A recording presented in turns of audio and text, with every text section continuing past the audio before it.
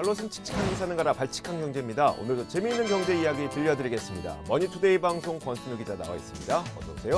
안녕하세요. 상식에 반대말은 욕심이라고 생각하는 상식주의자 권순우입니다. 네, 반갑습니다. 저는 시장을 읽는 남자 이주호 앵커입니다. 자, 오늘 저희가 굉장히 또 특별한 분을 모셨습니다. 저희가 특별하다고 얘기했을 때는 진짜 특별한 분이에요. 어쨌든 탑입니다. 한국의 탑. 그러니까요. 예. 자, 소개해 주시죠. 어떤 탑이냐면은 한국의 언론을 기준으로 최고의 회계 전문 저널리스트. 이전에 김동현 기자 불렀었잖아요. 네네. 그 친구는 그 현직 기준. 네. 이분은 기준 없이 통틀어서 이야. 예, 글로벌 모니터의 김서원 대표님 모셨습니다. 반갑습니다. 안녕하십니까? 안녕하세요. 반갑습니다. 네, 안녕하세요.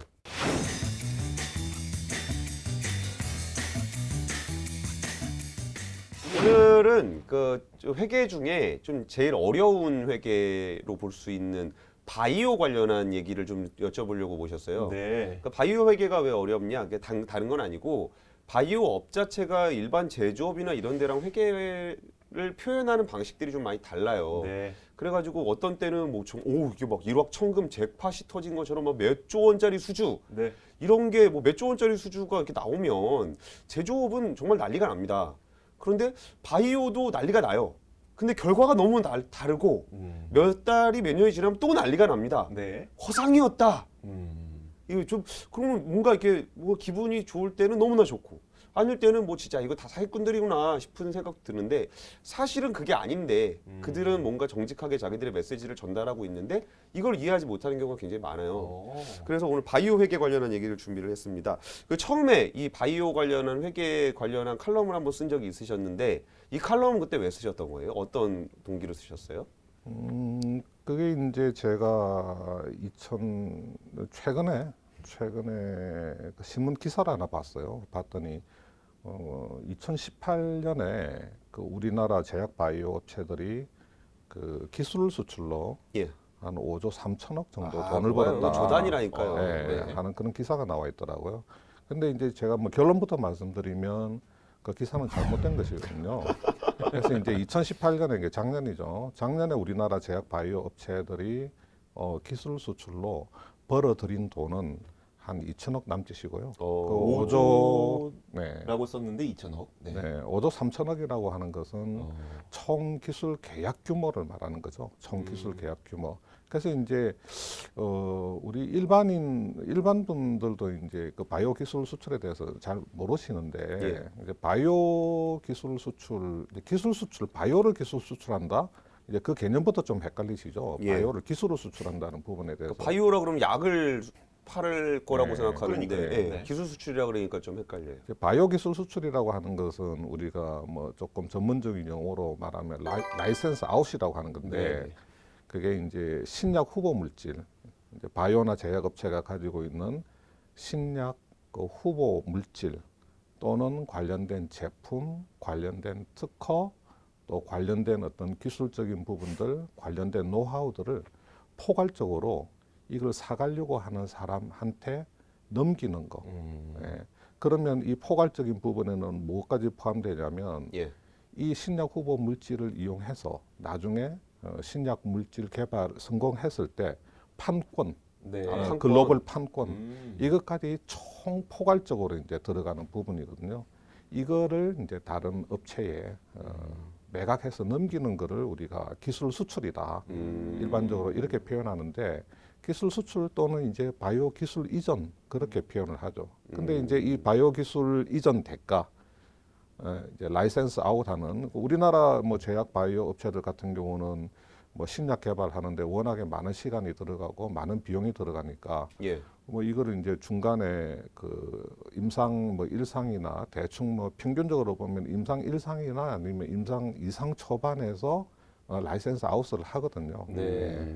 그때 이제 기술 이전 대가를 받는데 계약금을 받고 그다음에 마일스톤이라고 하는 걸 받아요. 예, 이 예. 마일스톤이라고 하는 거는 이제 마일스톤이라고 하는 거는 영어로 말하면 뭔가 돌을 뭐 파는 어떤 건가요? 중요한 단계, 네. 예, 중요한 단계 또는 이제 이정표란 뜻이잖아요. 예. 그래서 임상이 이제 1상 성공하고 2상 성공하고 3상 성공하고 그다음에 신약 그 품목 허가 신청하고 허가 나오고 실제로 상업화할 때까지 여러 가지 이제 단계를 거치니까 그 단계가 성공할 때마다 예. 이 라이센스를 사간 업체에서 라이센스 아웃한 업체에다가 그 단계별 성공 보수를 주는 거예요.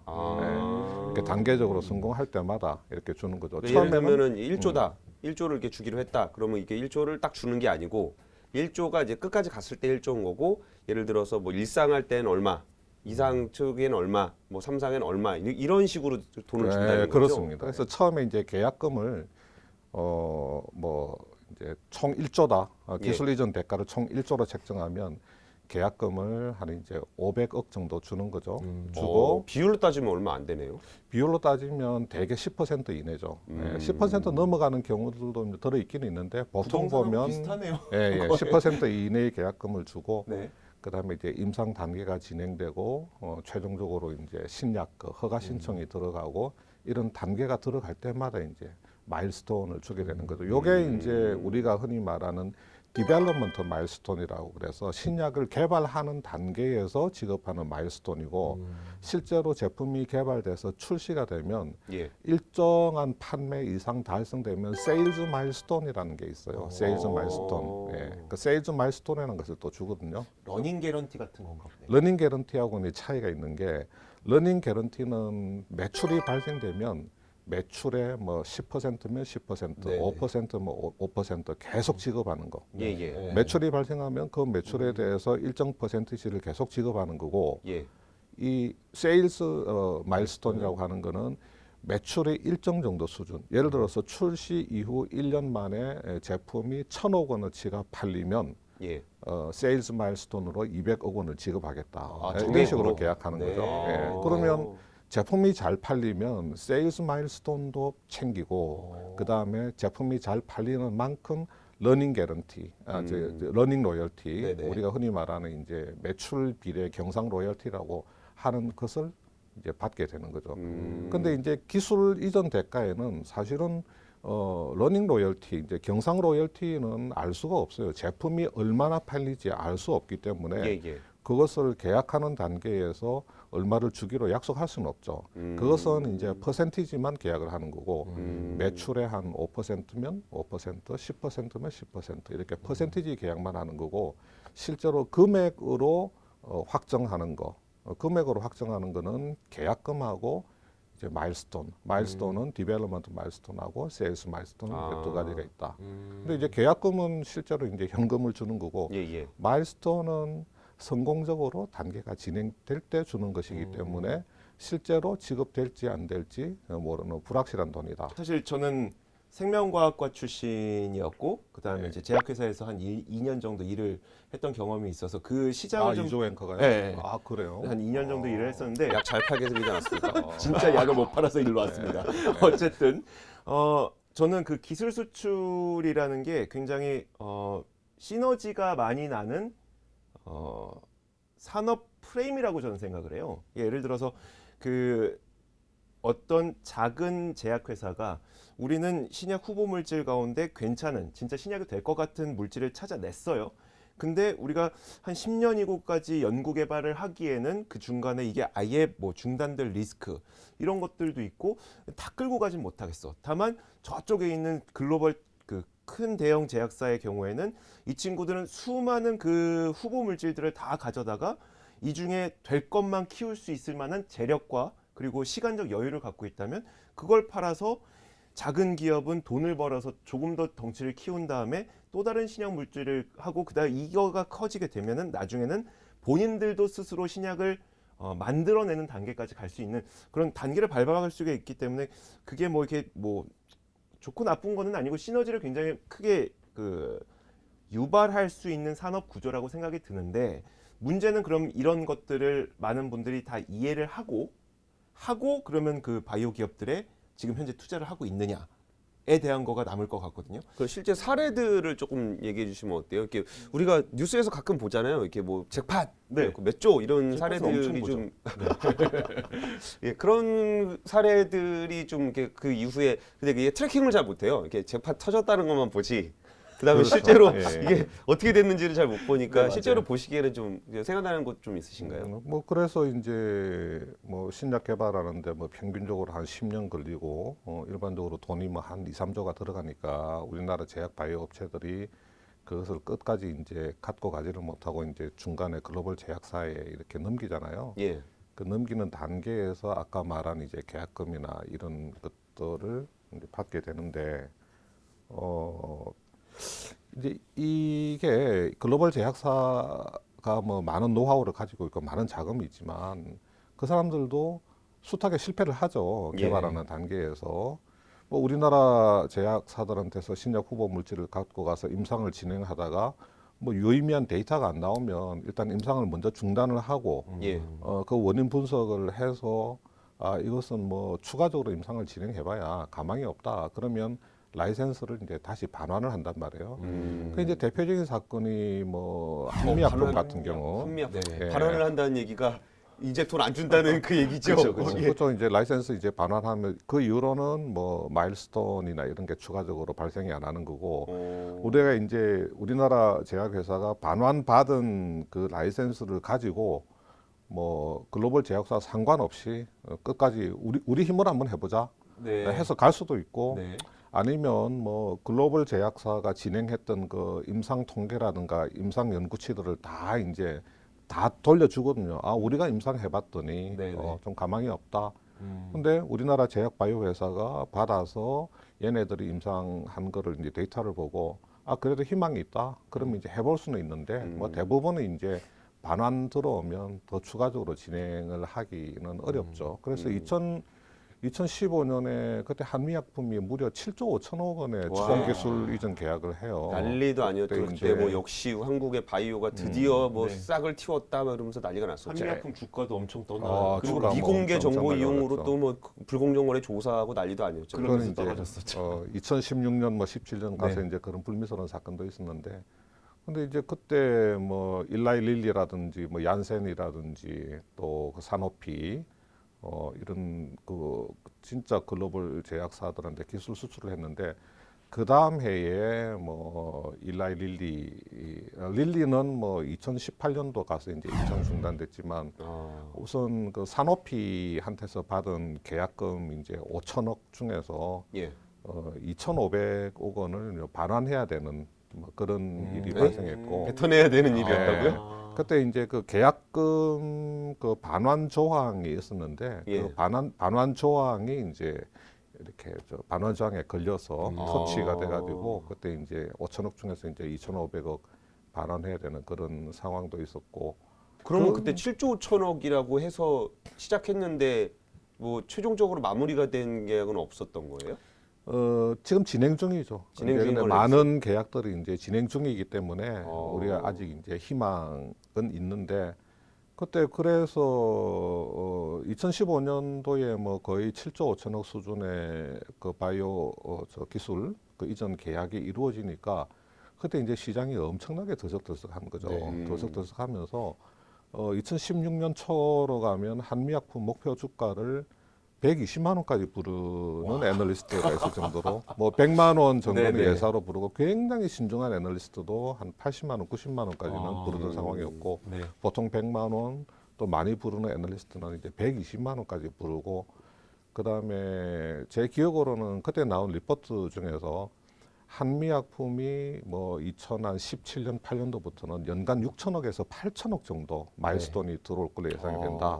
연간. 그리고 앞으로 14년, 15년 뒤에는 거의 그 이제 그 아까 러닝 로열티, 경상 로열티까지 해가지고 뭐 연간 거의 조 단위의 현금이 유입될 와. 거라는 그런 리포트도 나왔었어요. 네네. 근데 이제 그 다음에 얼마 안 가서 조금씩 뭐 계약금 일부 반환이 생기고 계약 해지가 생기고 하다 보니까 이게 완전히 시장 분위기가 확 돌아가 버리는 거죠. 네네. 그러니까 언론사들도 그때는 처음에는 잭팟 대박 뭐 하면서 엄청나게 그 어떤 그 바이오에 대한 뭐 희망을 엄청나게 이제 부채질을 했다가 일부 기술 계약 해지 건이 발생되면서 완전히 갑자기 이제 돌았어요. 돌아섰죠. 내가 언제 이것을 잭팟이라고 했더냐 하면서 반성문이라도 좀 쓰지. 이거 신기루 아니냐? 바이오 기술 수출 신기루 아니냐?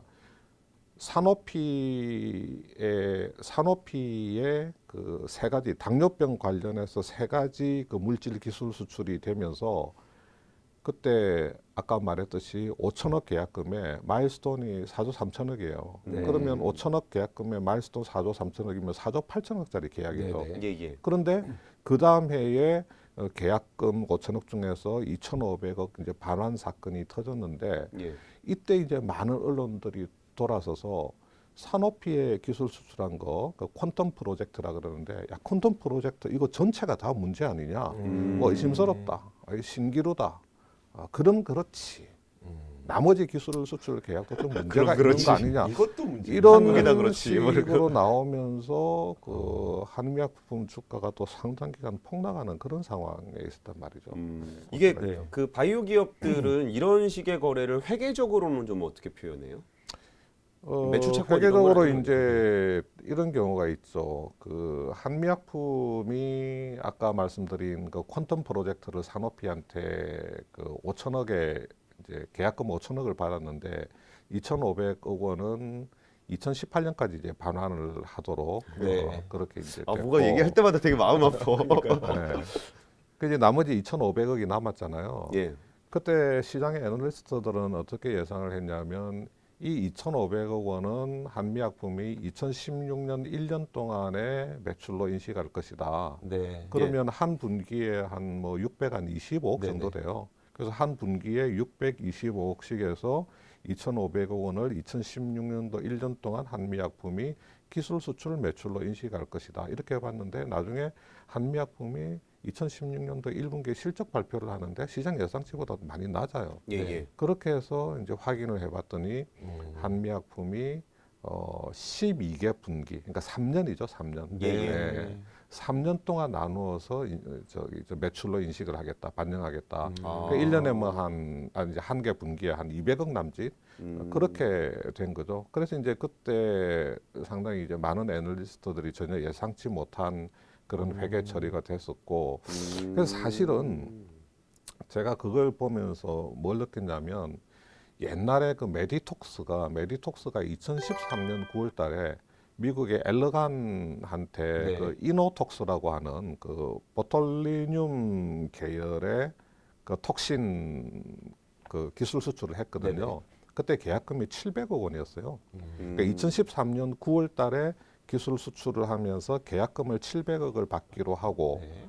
그 이듬해인 그 2014년 1분기에 계약금을 받기로 했단 말이에요. 예. 그래서 애널리스트들이 2014년 1분기에 메디톡스의 영업이익이 한 750억 정도 될 것이다. 이게 이제 시장 컨센서스였는데 실제로 메디톡스가 실적 발표를 했는데 시장 예상치하고 너무 뚝 떨어졌어요. 네. 그래서 야 이거 뭐냐 이게 어닝 쇼크냐 뭐냐. 예. 그러고 보니까 메디톡스가 시장의 애널리스트들은 그거를 바로 그냥 700억 전체를 한 번에 네. 2014년 1분기에 매출로 잡을 걸로 다들 그렇게 전망하고 리포트를 썼는데 메디톡스가 그거를 무려 5년에 걸쳐서 나누어서 그러니까 한 분기에 한 30억 정도 수준밖에 안 되는 네. 거죠. 네. 이런 경험이 있는데 한미약품에 가서도 또 이제 시장 애널리스트 분들이 그 기술 수출 매출 회계 처리에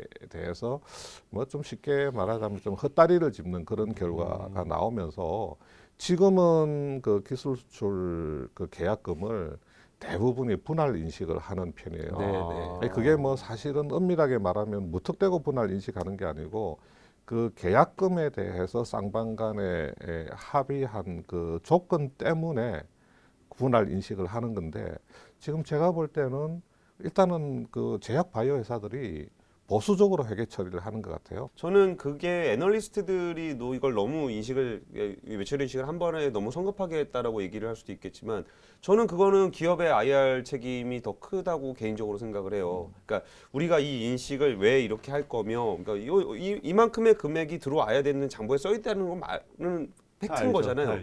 그럼 이거를 기업이 어떻게 인식을 할 거냐의 문제인데. 그러면 이거를 이제 그 시장 컨센서스를 만들어가는 애널리스트들 입장하고 소통을 하면서 이게 투자 시장에다가 충격을 주면 안 되는 거거든요. 그러니까요. 그럼 네. 이걸 이렇게 우리가 분할을 해서 하려 그러는 거고 이걸 왜 분할을 해서 하려 그러는지를 적극적으로 IR을 해야 된다고 보는 거예요. 그리고 애널리스트들하고 소통을 하면서 그 애널리스트들은 그런 거를 반영해서 시장 컨센서스를 만들어야 되는 거고 근데 그게 안 된 상황에서 우리는 회계 기준에 크게 어긋나는 거 아니고 우리는 보수적으로 회계한 거고 지들이 맘대로 이렇게 쏘는 거지 우리는 잘못한 거 없어요. 저는 이건 투자자들에 대한 그 자세로서는 좀 주주들에 대한, 부적절한 것 같아요.